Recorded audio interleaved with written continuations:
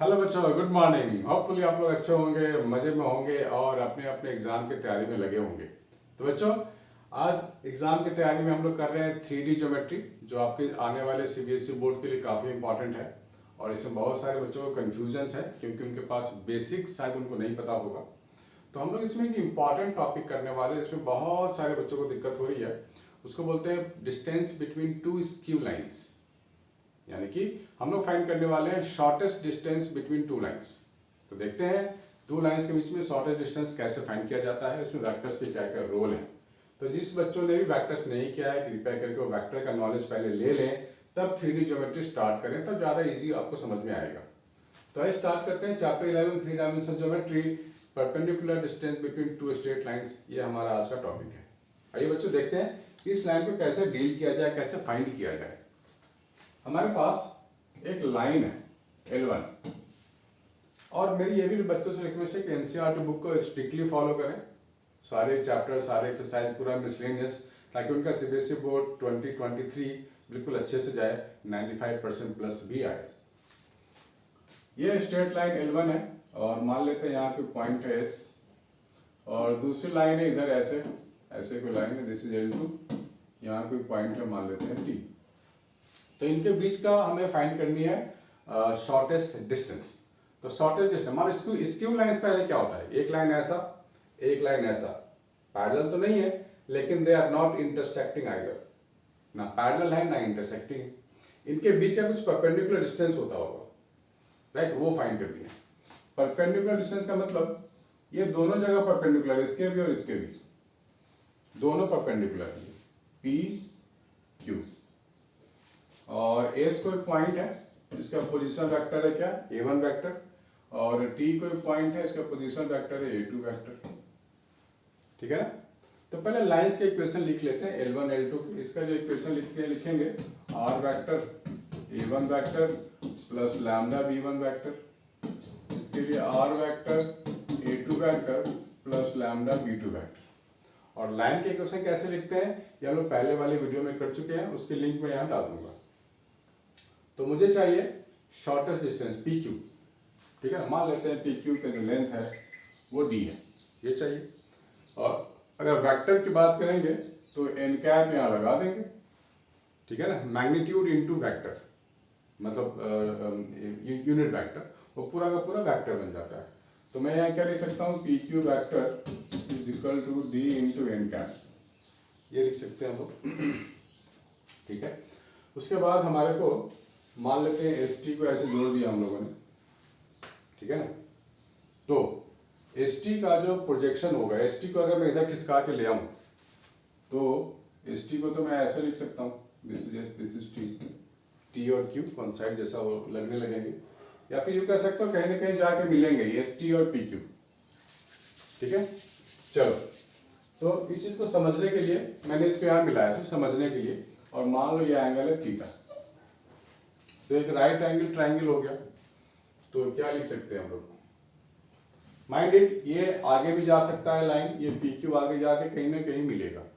तो ध्यान से हम लोग कर रहे हैं।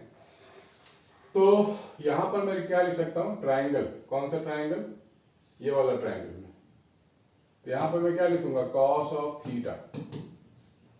कॉस थीटा क्या होता है, base by hypotenuse, PQ by ST। Cos theta ये बेस हो गया, ये हाइपोटेनस हो गया, PQ बाय ST।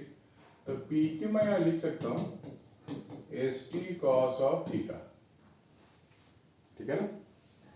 यानी कि आप ये भी कह सकते हो projection of ST along PQ, ठीक है, ये भी कह सकते हैं। चलो आगे बढ़ते हैं। अब मैं डॉट प्रोडक्ट का फॉर्मूला लगाऊं ST और PQ के लिए, तो क्या लिखूंगा मैं, PQ vector dot ST vector mod of PQ mod of ST into cos theta, ऐसे लिखा जा सकता है कोई दो वेक्टर के लिए। तो यहां से मैं क्या लिखूंगा, कॉस थीटा मुझे क्या मिल जाएगा, PQ vector dot of ST vector mod of PQ vector ST vector, ठीक है, गुड। PQ वेक्टर क्या है, DN कैप है। तो मैं लिख सकता हूँ DN cap dot ST vector वो एसटी वेक्टर क्या लिखेंगे हम लोग, एसटी वेक्टर हो जाएगा position vector of T vector minus position vector of S vector. So T vector तो ये हो जाएगा a2 vector minus of a1 vector. ठीक है, तो हम लोग यहाँ पे एस टी वेक्टर जो लिखेंगे वो क्या लिखेंगे, a2 vector minus a1 vector, a2 vector minus of a1 vector divide by modulus of pq। pq का जो मॉडुलस है यानी pq का जो लेंथ है, मॉडुलस का क्या मतलब होता है, सिर्फ लेंथ, तो यहाँ d लिखेंगे। st का मॉडुलस का st लिख डालो, कोई बात नहीं, यहाँ तक तो कोई प्रॉब्लम नहीं है। अब वापस हम लोग अगर इसकी बात करें PQ equal to ST cos theta, तो PQ क्या है, PQ लेंथ तो दी है, ST cos थीटा, ST को आप इधर ले आओ तो ST cos थीटा आपको क्या मिलेगा, n cap a2 vector minus a1 vector, ये मिलेगा। ठीक है, ST को तो मैं इधर ले गया, तो मैं अभी बात कर रहा हूँ ST cos थीटा की, तो ये मिल गया मुझे। और n कैप यहाँ क्या लिखेंगे, ये भी सोचने वाली बात है। अब ध्यान से आप सोचो, क्रॉस प्रोडक्ट में हम लोग ने सीखा हुआ है a वेक्टर है और b वेक्टर है, तो c वेक्टर कैसे निकालते हैं, cross product a vector cross b vector equal c vector. अब ये c वेक्टर क्या होता है, दोनों के परपेंडिकुलर होता है ना, दोनों के परपेंडिकुलर होता है। सिमिलरली तो हम लोग जो यहाँ पे काम करने वाले हैं, ये जो लाइन है PQ, ये दोनों के परपेंडिकुलर है। ठीक है ना, ये जो लाइन है PQ दोनों के परपेंडिकुलर है। और तो हमें जो PQ फाइंड करेंगे यानी कि जो n कैप यूनिट वेक्टर जो फाइंड करेंगे, ये दोनों के परपेंडिकुलर है ना n कैप, तो परपेंडिकुलर वाली चीजें कैसे फाइंड करते हैं, n कैप हो जाएगा यूनिट वेक्टर है और दोनों के परपेंडिकुलर है, तो मैं लिखूंगा b1 vector cross b2 vector. Unit vector find करने के लिए पूरा इसी वेक्टर का मॉडुलस हम नीचे डाल देते हैं, कैसे फाइंड किया जाता है यूनिट वेक्टर, तो यहाँ n कैप डाल देते हैं, b1 vector cross b2 vector dot a2 vector minus a1 vector modulus. ठीक है, ये फॉर्मूला बन के आता है आपके लिए। अब ये जो डिस्टेंस आएगा वो तो लेंथ ही आएगा ना, वो तो लेंथ ही आएगा, आपको नेगेटिव में मिलता है तो आपको पॉजिटिव लिखनी पड़ेगी। तो ये चीज है जो आपको काम करना है। वेक्टर फॉर्म आ गया, ये वेक्टर फॉर्म है, इसका कार्टेशियन फॉर्म भी होता है। तो वेक्टर फॉर्म पहले आप लोग लिख लो, दिस इज द डेरिवेशन, आप कह सकते हो this is the derivation of distance between shortest distance between to skew lines. इसका हम लोग कार्टेशियन फॉर्म भी अभी लिखेंगे, इसको पहले नोट कर लो बच्चों, बिल्कुल सोच समझ के और अच्छे से।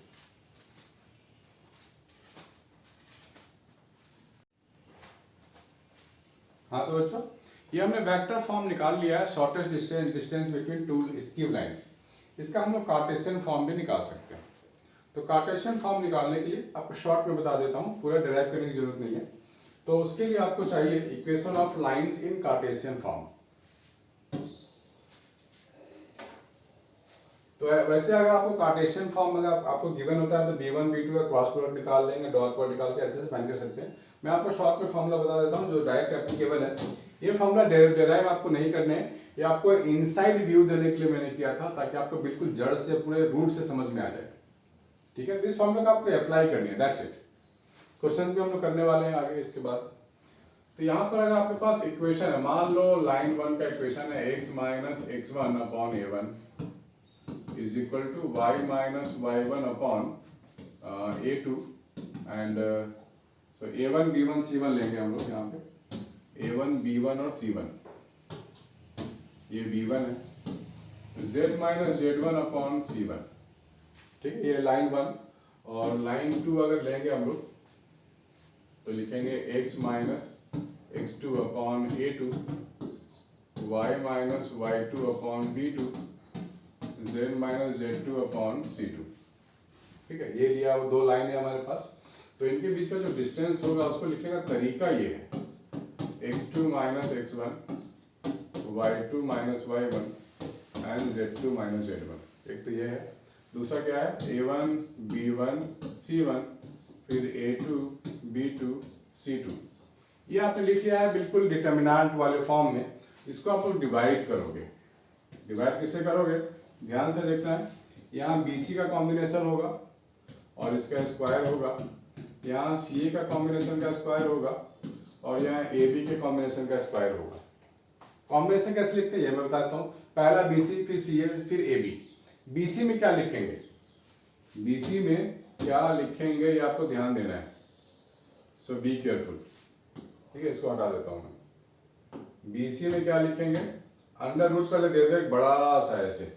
पहला टर्म मैंने बोला है BC, यानी कि B1C2 माइनस B2C1, BC हो गया। उसके बाद CA, तो C1A2, CA था तो C1 पहले लिखेंगे, C1A2 minus C2A1। BC CA AB, AB क्या है, A1B2 माइनस A2B1 ये होल स्क्वायर। ठीक है, तो ये आपको ध्यान से लिखना है, कुछ गड़बड़ी नहीं होनी चाहिए। BC CA AB और ये पूरा का पूरा टर्म आपको ऊपर में रहेगा। यहाँ पर XYZ आपको नहीं दिखेगा, X1 Y1 Z1 दिखेगा, A1 B1 C1 दिखेगा, A2 A1 और A1 B1 C1 A2 B2 C2 दिखेगा। इसमें XY का टर्म कहीं भी नहीं है, ये पूरा का पूरा लेंथ आपको कार्टेशियन फॉर्म में मिल चुका है। इसको देख लो बच्चों, फिर हम लोग करने वाले हैं question answers. Make a note.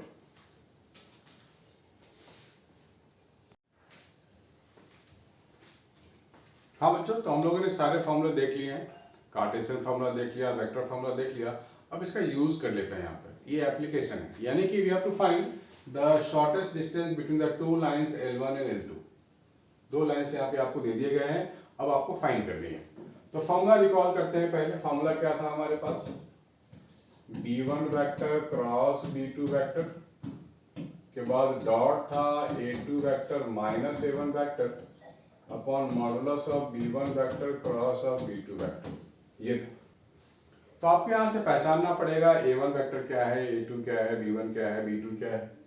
तो लैम्डा के साथ जो चीजें होती है ना, वो तो हमारे पास होता है B1 वेक्टर, और म्यू के साथ जो है वो होता है हमारे पास B2 वेक्टर। ठीक है, पहचान में तो आ गई वैल्यूज। तो मैं यहाँ पे पहचान के लिख लेता हूँ। अब B1 वेक्टर पहले लिख लेते हैं, B1 vector cross B2 vector. पहले ये फाइंड कर लें, क्रॉस प्रोडक्ट फाइंड करने हम लोगों ने बहुत बार सीखा है। B1 वेक्टर मेरे पास क्या है, I J and K, this is 2 minus 1 और 1, और ये 3 माइनस 5 और 2। ठीक है, ये तो I कैप मैं क्या लिखूंगा, I कैप के लिए -2 + 5, ये हो जाएगा -2 + 5। बिल्कुल डिटरमिनेंट जो एक्सपैंड करते हैं बिल्कुल वही है।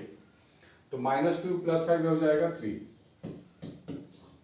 J कैप के लिए क्या करेंगे, 4 - 3 हो जाएगा 1, और K कैप के लिए क्या करेंगे, -10 + 3, ये हो जाएगा -7। ठीक है, ये B1 क्रॉस आपको मिल गया। ठीक है, पहला पार्ट ये मिल गया। ये मिलने के बाद क्या करना है, मेरे को डॉट प्रोडक्ट फाइंड करनी है A2 vector minus A1 vector. ये A2 है पूरा का पूरा, और ये माइनस करनी है मेरे को A2 माइनस A1। तो 2 - 1 सिर्फ I कैप बचेगा ना, 1 - 1 तो 0 हो गया, माइनस K और यहाँ पे K कंपोनेंट है ही नहीं, यहाँ पे तो -1 है K का कोफिशिएंट, लेकिन यहाँ पे K वाला गायब है। तो यहाँ सिर्फ आप -K कैप लिखोगे। दोनों का माइनस हम लोगों ने कर लिया ना, A2 vector minus A1 vector. ठीक है, चलो उसके बाद क्या करना है, मॉडुलस फाइंड करनी है B1 क्रॉस B2 का मॉडुलस। तो मैं क्या लिखूंगा, √3 का स्क्वायर, यहाँ पर -1 का स्क्वायर, यहाँ पर -7 का स्क्वायर। ये हो गया हमारा पूरा का पूरा डिस्टेंस। डॉट प्रोडक्ट निकालने तो आपको आता ही है बच्चों, -3i × I, सिर्फ 3 लिखेंगे। क्या लिखेंगे, सिर्फ यहाँ लिख देते हैं, सिर्फ 3 लिखेंगे। -j + 0, 0j कैप है, ये 0 है, ये तो 0 हो गया। और ये है -7 डॉट प्रोडक्ट K के साथ ही डॉट प्रोडक्ट निकालते हैं, तो ये +7 मिल जाएगा। डिवाइड बाय 49 + 1 50 और 9 59, √59। तो 10 अपॉन √59, ये आपको डिस्टेंस मिल गया हमारे को, shortest distance between these two lines. Please make a note, फिर आगे बढ़ते हैं दूसरे क्वेश्चन में।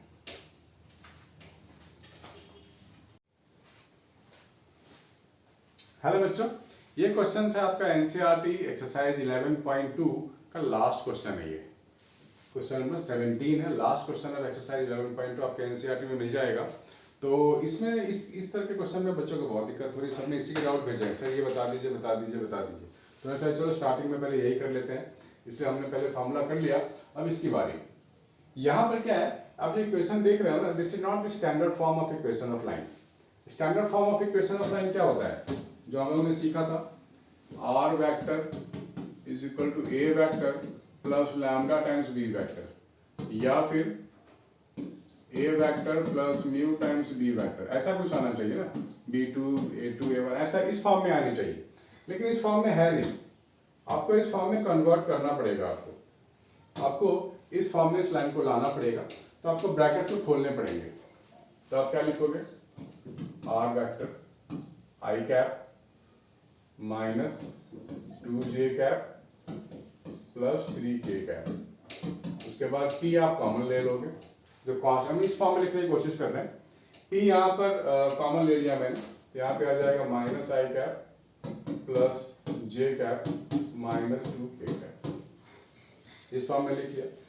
सिमिलरली दूसरा जो आएगा आर वेक्टर, वो क्या आएगा, I cap minus j cap minus k cap, plus यहाँ पर s कॉमन आएगा, तो I cap plus 2j cap minus 2k cap, ये मिल गया मुझे। तो a1 a2 b1 b2 सारा मालूम पड़ गया मुझे।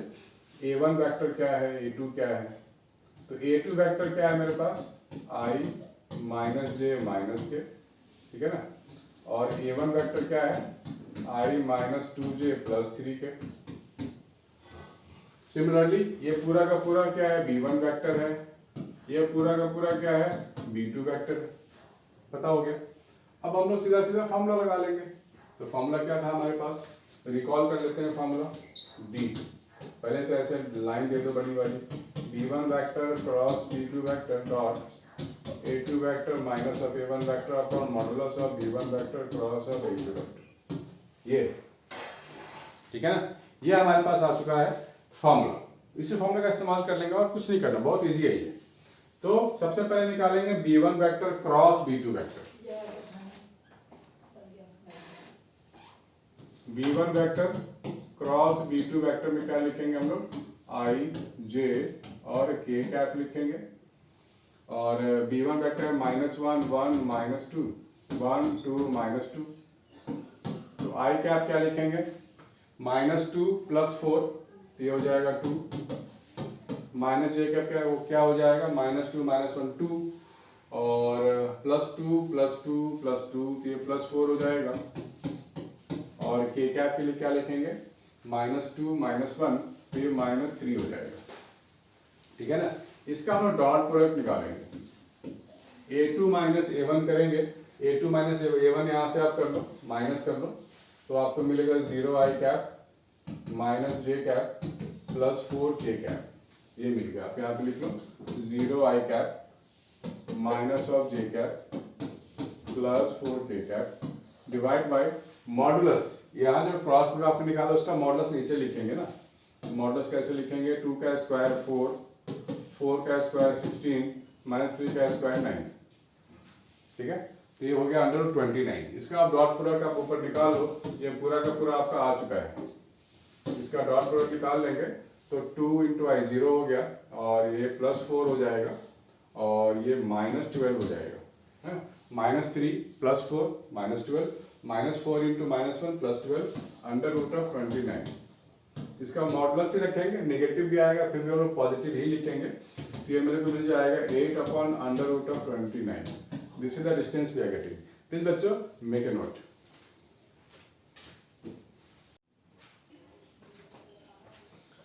हेलो बच्चों, एक क्वेश्चन और करने वाले हैं, distance between two parallel lines. अभी तक हम लोगों ने क्या है, स्क्यू लाइंस, ये जो होता है ना स्क्यू लाइन, इसके बीच का परपेंडिकुलर डिस्टेंस। लेकिन अभी हम लोग करने वाले हैं दो पैरेलल लाइन लाइक दिस, बिल्कुल पैरेलल, इनके बीच की परपेंडिकुलर डिस्टेंस क्या होगी, इसके लिए काम करने वाले हैं। तो पहले आपको पहचानने आनी चाहिए कौन से दो लाइन पैरेलल होते हैं। ध्यान से देख लो, अगर हमारे पास कुछ ऐसे इक्वेशन है, a1 vector plus lambda b vector and A2 vector plus mu B vector. जब ये वाली दोनों क्वांटिटी सेम वेक्टर को रिप्रेजेंट करते होंगे तब हम लोग बोलेंगे this two lines are parallel. और पैरेलल के केस में फॉर्मूला भी आपको मालूम होनी चाहिए। This is your B vector cross A2 minus A1 vector upon modulus of B vector, पूरे का मॉड।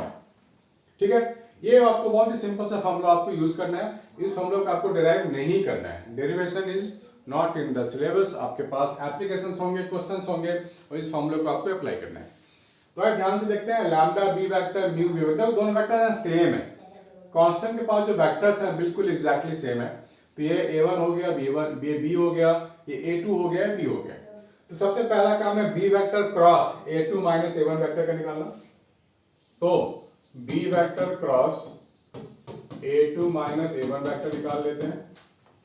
तो यहाँ क्या लिखेंगे, I J और ये K। ठीक, B वेक्टर क्या है 2 3 6, आप यहाँ डालोगे 2 3 6। A2 माइनस A1 3 माइनस 1 2 हो जाएगा, 3 माइनस 2 1 हो जाएगा, -4 दिस माइनस 1 हो जाएगा। बढ़िया, इसको आप एक्सपैंड कर लो। I के लिए -3 -6 तो -9 हो गया। J के लिए -2 -12 -2 -12 -14 हो गया।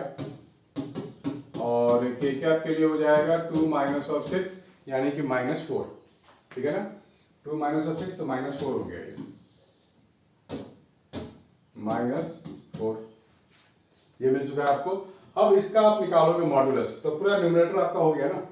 तो D is equal to what, modulus of this, यानी कि अंडर रूट 9 का स्क्वायर 81 हो गया, 14 का स्क्वायर 196 हो गया, 4 का स्क्वायर 16 हो गया, divide by modulus of B vector यानी कि 2 3 6, ये 4 हो गया, ये 9 हो गया और ये 36 हो गया। ये आपको मिल गया, इसको ऐड कर देंगे 6 6 12 13, ये 293 मिल गया आपको, divide by under root of 49। Under root of 49 का मतलब 7 हो गया, तो अंडर रूट 293 डिवाइड बाय 7। तो ये आपका आंसर मिल चुका है बच्चों। ये एग्जांपल 12 है, क्वेश्चन नंबर, ये आपका एग्जांपल है, ये जो एनसीईआरटी के हैं, एक्सरसाइज 11.2 के जस्ट पहले। तो बच्चों 11.2 में इससे ज्यादा कुछ भी नहीं है, ये काफी इजी टॉपिक है हमारे लिए, वो आपको समझ में भी आ गया होगा। लेकिन आपको प्रैक्टिस करनी है खुद से, और भी ऐसे 8-10 क्वेश्चन आपको करने हैं। पूरा 11.2 फिनिश कर डालो, RD शर्मा भी कर डालो, क्वेश्चन बैंक भी है तो कर डालो। ठीक है बच्चों, कोई डाउट है तो मेरे पास भेजो। अगर आपको ये सब चीजें समझ में आ रही है बातें, तो लाइक कमेंट शेयर जरूर करना बच्चों। Bye and take care.